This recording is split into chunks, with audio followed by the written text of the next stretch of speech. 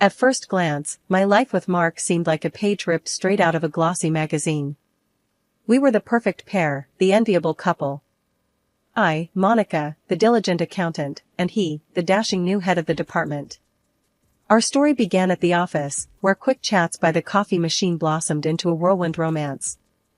"Can't believe my luck," Mark would often say, his arm wrapped around me. "From colleagues to life partners. It's like we were meant to be." I'd smile, nod, and play along. Yeah, who would have thought? The dream team, both at work and home. But as the pages of our story turned, the dream began to show its cracks. After we moved into my personal home, Mark's true colors started to seep through the facade of the perfect husband. He wanted the traditional setup, him, the breadwinner, me, the housewife. "It's how it should be, Monica," he'd insist. "My mom did it, your mom did it. It's tradition." I wanted to argue, to say that times had changed, but I swallowed my words. The prospect of starting a family, of building our little world, was too tempting. So, I hung up my accountant's hat and embraced the role of a housewife, blissfully unaware of the storm brewing on the horizon. The first drops hit when I noticed the trail of socks and underwear Mark left around the house. "Seriously, Mark? Am I married to a man or a centipede?" I joke, trying to keep the mood light. He'd laugh it off, clueless or indifferent to the chaos he was creating. "Come on, Monica. It's just socks. No big deal." But it was a big deal. It was the dishes left by the TV, the pizza boxes on the armchair, the complete disregard for the sanctity of our home. I tried to talk to him, to make him see reason. "Mark, this isn't working. You need to clean up after yourself. This is our home, not a frat house." His reaction was always the same: anger, defensiveness, and a barrage of excuses. "I work all day, Monica. I don't have time for this. You're the housewife, remember? This is your job." Cooking, cleaning, trying to keep the peace, it was a never-ending cycle, a dance I performed to the tune of Mark's whims. But beneath the surface, resentment simmered, a silent scream against the life I was trapped in. Life with Mark's parents felt like a constant invasion. They had this way of just storming into our house, their presence as subtle as a sledgehammer. They never bothered to call ahead, they'd just show up, expecting to be fed and entertained. One afternoon, I was caught off guard by the sound of the doorbell. As I opened the door, there they were, Mark's parents, bags of shopping in hand, looking like they'd just claimed victory in some sort of retail battle. "Well, aren't you going to invite us in, Monica?" Mark's mom, Judy, asked with a tone that brooked no argument. I managed a weak smile, stepping aside. "Of course, come on in." They made a beeline for the kitchen, settling themselves at the table as if it was the most natural thing in the world. "We thought we'd stop by. You know, save you the trouble of cooking for just you and Mark," Judy declared, unloading her shopping bags with a clatter. Stan, Mark's dad, chimed in, already eyeing the fridge. "Yeah, and we figured you'd appreciate the company." "What's for lunch then, Monica?" I felt a pang of irritation. My home, my sanctuary, had turned into a pit stop for their convenience. "I was just about to make some sandwiches," I said, trying to hide my frustration.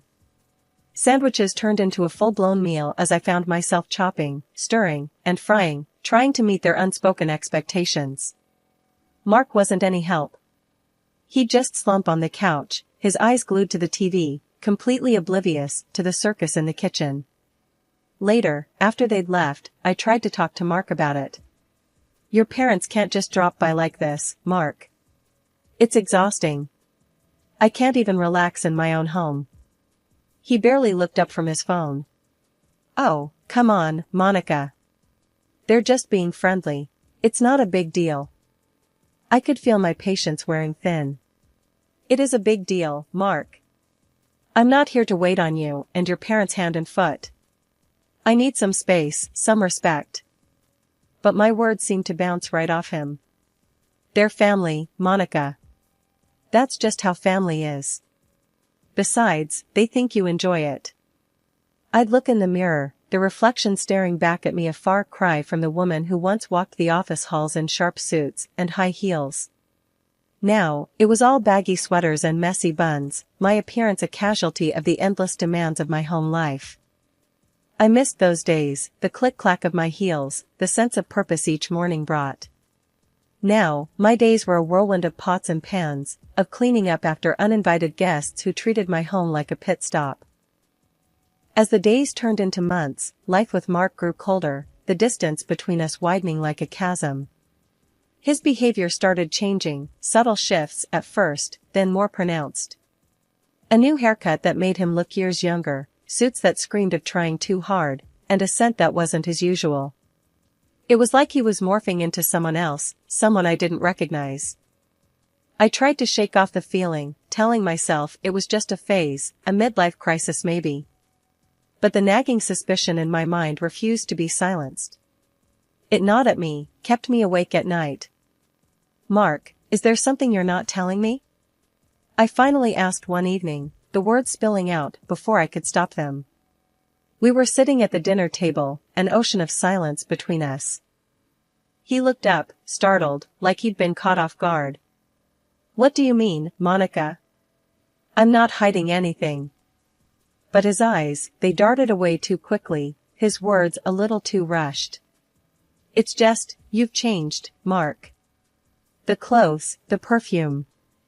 It's like you're a different person." He let out a forced chuckle, but there was no warmth in it. "Come on, Monica. A man can't spruce himself up. I'm just trying to keep things fresh, that's all." I wanted to believe him, I really did. But the doubts, once sown, refused to be uprooted. They grew, fed by his late nights at the office, the weekends he was suddenly too busy, the texts he'd quickly hide when I walked in. The truth, however brutal, couldn't be ignored any longer. So, when he stood up at one of those awkward dinners with his parents, his announcement hit me not like a surprise, but like a confirmation of what I'd already known deep down. "I'm filing for divorce, Monica," he declared, his voice steady, devoid of any emotion. "I've met someone else. Someone young, vibrant. She's everything you're not." The words cut through the room, leaving a trail of shock and disbelief. His parents looked from him to me, their expressions a mix of confusion and dismay. "Mark, what are you saying? This is your wife, for heaven's sake," his mom exclaimed, her voice a mix of anger and disbelief. "Yeah, son. You can't just throw away your marriage like this," his dad chimed in, his brow furrowed in concern. But Mark was relentless, his words a dagger twisting in my heart. "It's decided. I want a family, a son. And Monica, well, she's not up to it. She's let herself go. It's time for a fresh start." His mistress, he painted her like a trophy, a prize he'd won, while painting me, his wife of 5 years, as a worn-out shoe, discarded and forgotten. The divorce papers he slid across the table were just a formality, his signature a cold, impersonal stroke of ink. But as I took them, something inside me shifted. The pain, the betrayal, it sparked a fire, a determination to not let this be the end of my story. "Fine, Mark. I'm offering you a probation period," I said, my voice steady, my resolve firm. 3 months. If you succeed, I will give you a divorce without further ado." His smirk said it all. He thought he'd won, thought he'd broken me. But little did he know, he'd just awakened a sleeping tiger. Mark packed his things, his smugness almost tangible as he prepared to move in with his mistress. I watched him, my expression unreadable. "Enjoy your probation period, Mark. Make sure she's worth it." His grin was all the confirmation I needed that he had no idea what was coming. The moment he left, I felt a weight lift off my shoulders. It was time for a fresh start, and not just for me. The moment I suggested the probation period, I knew it was a gamble. My friend, Lisa, thought I'd completely lost it. We sat in my kitchen, the room still echoing with the remnants of Mark's departure. "Monica, this is madness," Lisa exclaimed, her eyebrows knitted in concern. "You're just giving him a free pass to walk all over you." I took a slow sip of my coffee, feeling the warmth spread through me. No, Lisa.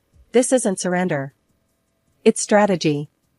Mark thinks he's playing me, but he's actually walking right into my trap. Lisa looked skeptical, her arms crossed. And what about his parents? They treat your place like a drive-through. You going to let that slide too? A smirk tugged at the corner of my lips.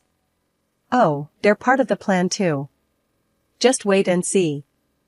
Sure enough, the very next day, as if on cue, Mark's parents barged in, their uninvited presence as predictable as ever.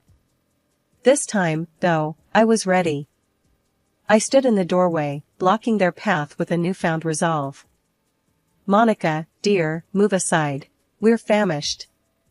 Mark's mom, Judy, declared, trying to push past me. Not so fast, I said, standing my ground. You're both on a 3-month probation period, just like Mark. The confusion on their faces was almost comical. Probation period? What nonsense is this? Mark's dad, Ron, blustered, his face turning a shade of red I hadn't seen before. You heard me, I continued, my voice calm but firm. It's time for some ground rules. My house isn't a diner, and I'm not your personal chef. Respect that, or find somewhere else to eat.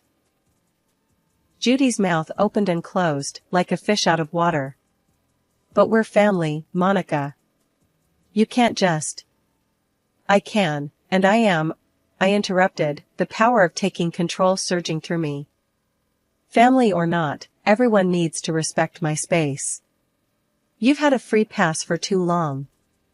Ron looked like he was about to argue further, but Judy placed a hand on his arm, a silent signal.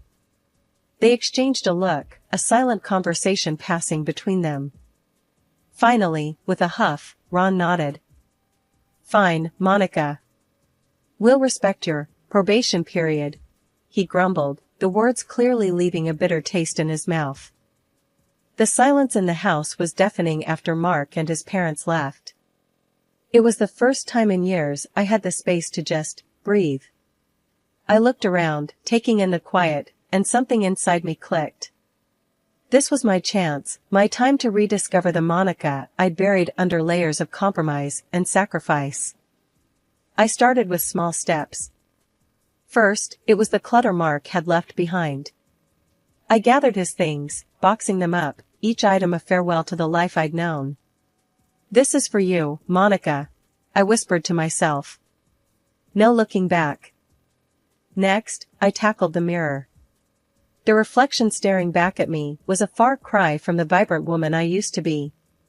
Time to change that, I said, my voice a mix of determination and excitement. I rummaged through my closet, pushing past the shapeless clothes I'd hidden behind. Deep down, I found the outfits I'd worn back in my accounting days, sharp, chic, a reminder of the confident woman I was. I dressed, the fabric feeling like armor, and for the first time in ages, I smiled at my reflection. The transformation didn't stop there. I hit the ground running, literally. Each morning, I laced up my sneakers and pounded the pavement, the rhythm of my steps a chant of empowerment. You're doing this, Monica. For you? I'd tell myself as the miles flew by. My diet changed too. No more quick fixes or catering to uninvited guests. I cooked for one, savoring each meal as a celebration of my newfound independence. The beauty salon became my sanctuary. I sat in the stylist's chair, the buzz of the scissors a melody of change. Just do it, I told the stylist. I'm ready for a new me. And so, my hair was cut, my style revamped. When I looked in the mirror, I didn't just see Monica, I saw strength, resilience, the beauty of a woman reborn. One evening, as I reveled in the quiet of my home, Lisa dropped by, unannounced, but always welcome. Her jaw dropped when she saw me. Monica, is that really you? She gasped, her eyes wide with amazement. I laughed, the sound rich and genuine. The one and only. What do you think? Lisa circled me, her expression one of pure awe. I think I think Mark won't know what hit him. You're stunning, Monica. Truly. The compliment warmed my heart, but I knew the transformation ran deeper than appearances. It's not for Mark, Lisa. It's for me. I'm rediscovering the Monica I lost, and you know what? She's pretty amazing. Lisa hugged me, her support as unwavering as ever. She always was, Monica. She always was. With my confidence restored and my spirit unbroken, I took the next step. I dusted off my resume, the document a testament to my skills and achievements.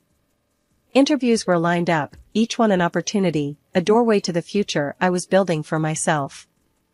2 months after Mark's departure, my quiet routine was interrupted by a call that I had anticipated, yet it still held a tinge of surprise. Mark's name flashed on my phone screen, and I answered with a mix of curiosity and a well-concealed sense of triumph. Monica, I need your help. Mark's voice came through, tinged with a desperation I hadn't heard before. She's left me. Said she couldn't deal with my habits, the socks, the mess. I'm alone, Monica. I leaned against the kitchen counter, a sly smile playing on my lips. Really, Mark? That's unfortunate. But what exactly do you want from me now? His voice cracked slightly. I want to come back, Monica. I realize I made a mistake. Can we meet? Please? The words I had been waiting to say came out smoothly. All right, Mark. Let's have dinner this Saturday at our place. We'll talk then. I could hear the relief mixed with a note of triumph in his voice. Thank you, Monica. I'll be there. I knew you'd give us another chance. After the call, the wheels in my mind began to turn. This dinner would be more than just a meal, it would be my stage. I promptly called Mark's parents, extending the invitation for what I knew would be an unforgettable evening. Judy, Ron, I thought you should join us for dinner this Saturday. Mark will be there, I said, my voice steady and inviting.